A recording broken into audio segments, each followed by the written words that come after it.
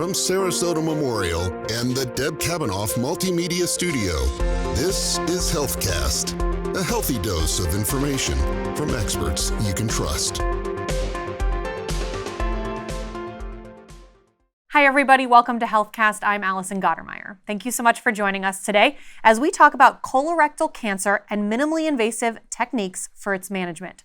Our guest today is Dr. Sam Agarwal, the Medical Director of Colorectal Surgery at SMH. Dr. Agarwal, thank you so much for joining us. Thanks for having me. So the first question is, what exactly is colorectal cancer? So colorectal cancer really boils down to what is cancer, and it's really, cancer means you have a abnormal growth of cells in some place in the body. So specifically to what I do in colorectal cancer, that's the lining of the colon or rectum. The colon and rectum are connected, so it's the lower portion of the GI, the gastrointestinal tract. And so a cancer is an abnormal growth of cells in the lining of the colon or rectum. And what is a polyp? A polyp is that abnormal growth in cells. So not every polyp is cancerous, but a abnormal growth of those cells can create a polyp, which you can imagine as a heaped up mound of tissue. There's various types of polyps, various shapes of polyps, but a polyp is that abnormal growth of cells, but most polyps are not cancerous or benign. But when those polyps go unchecked or those cells grow out of control, then you end up with a cancerous condition. How is colorectal cancer discovered?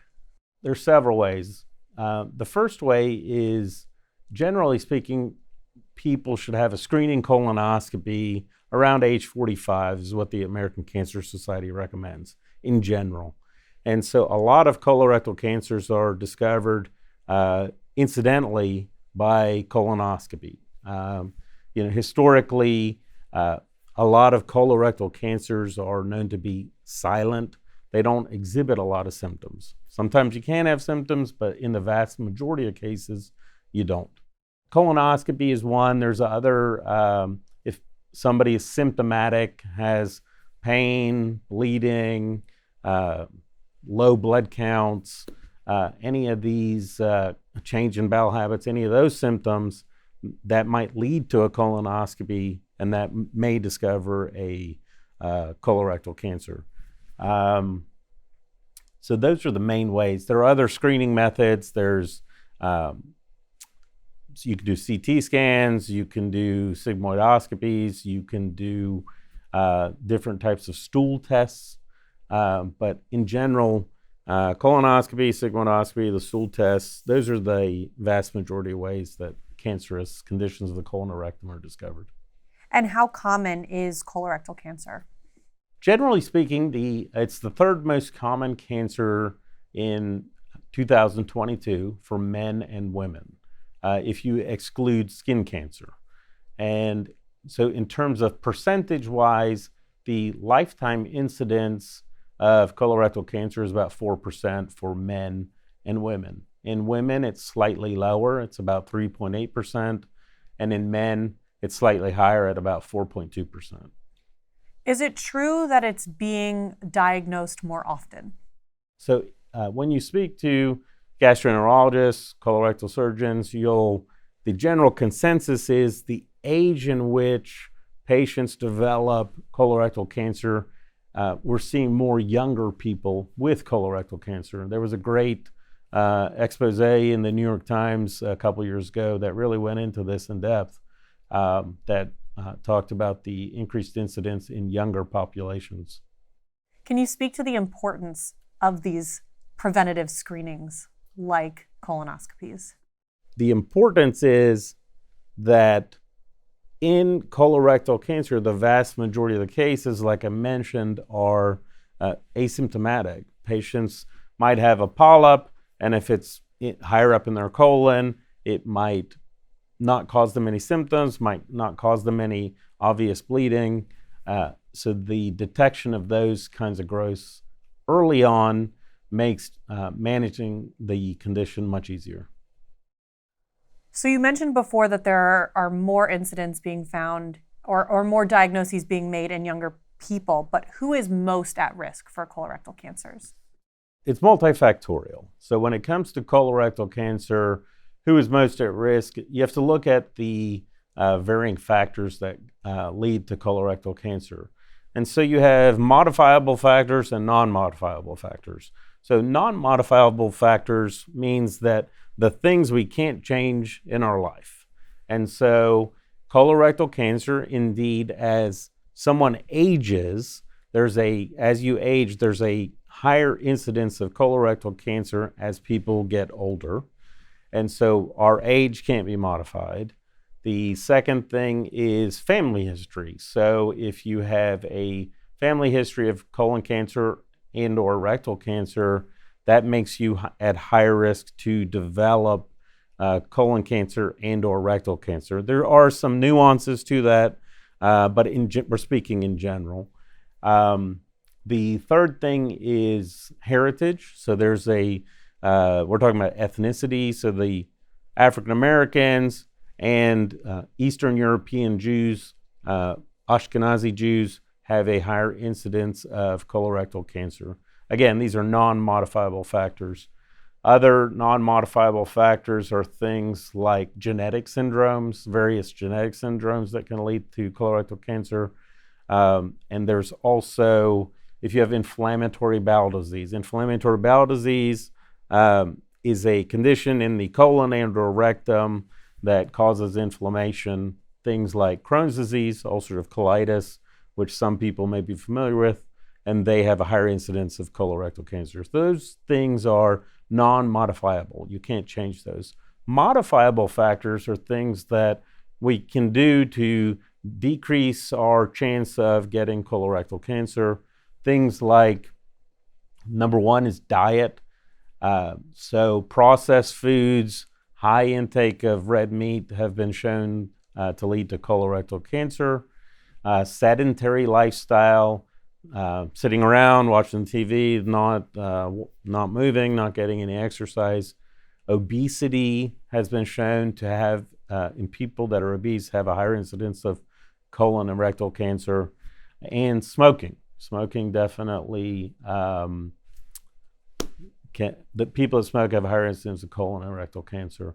So you'll note a lot of those modifiable factors that I'm talking about are things that you might hear from your primary care physician, or your neighbor. You need to eat healthier, you need to exercise more, those kinds of things.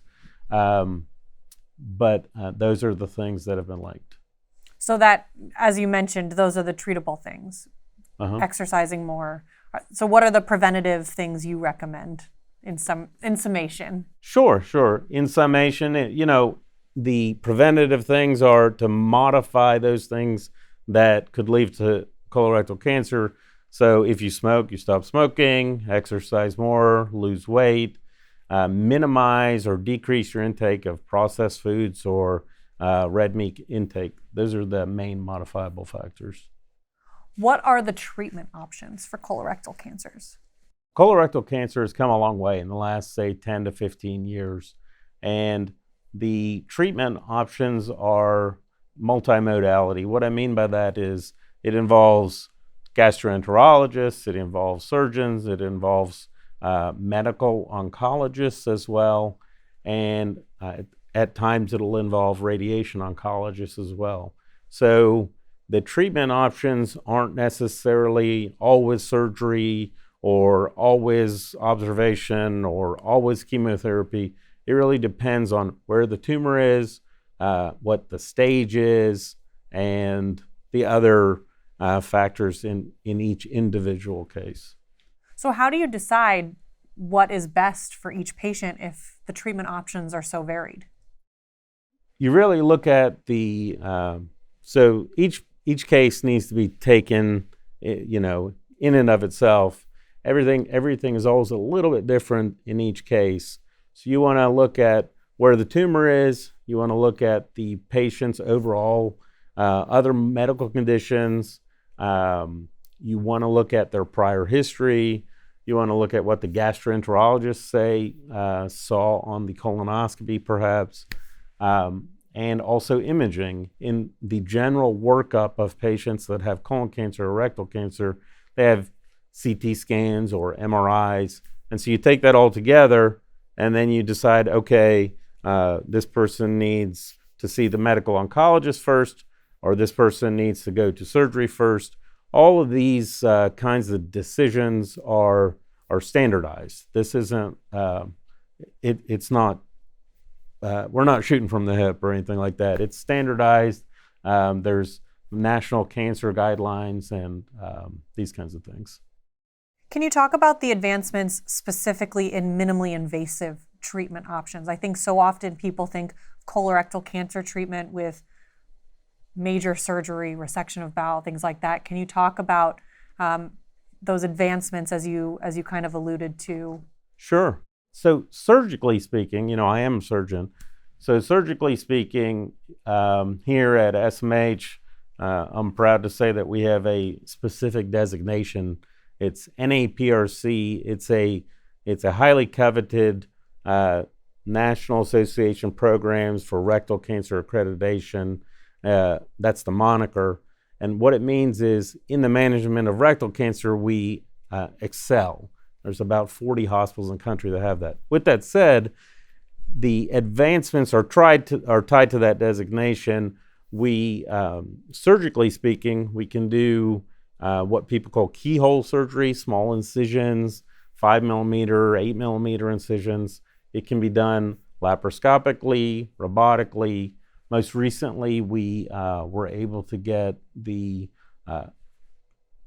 latest iteration of robot technology, and so that allows us to do endoluminal surgery. And what that means is we can sometimes, not always, sometimes we can take the robot and operate transanally through someone's bottom to take a tumor out and take it out that way as well.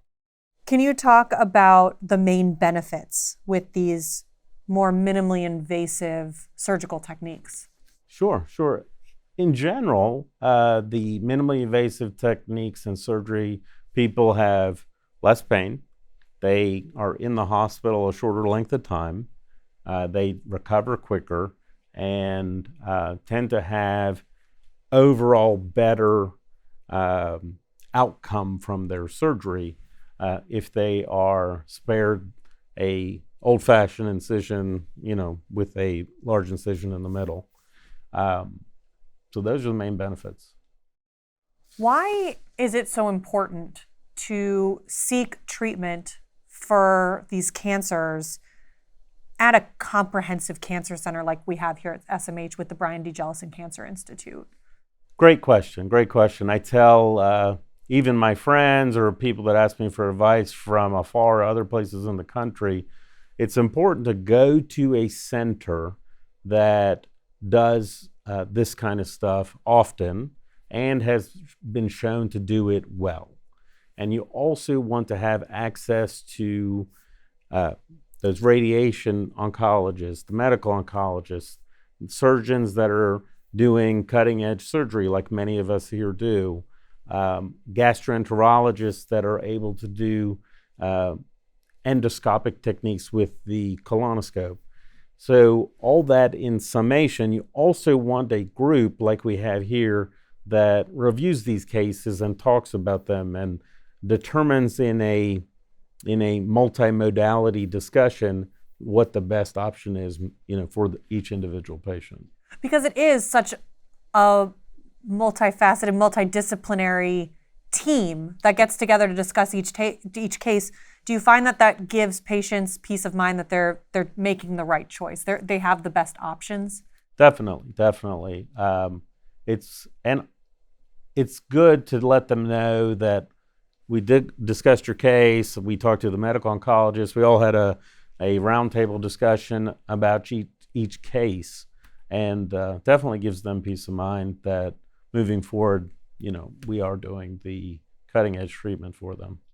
What do you think is the most important thing for the community to know or for patients to know about colorectal cancer? I think the most important thing to know is a lot of times colorectal cancer can be a silent process that's going on in your colon or rectum.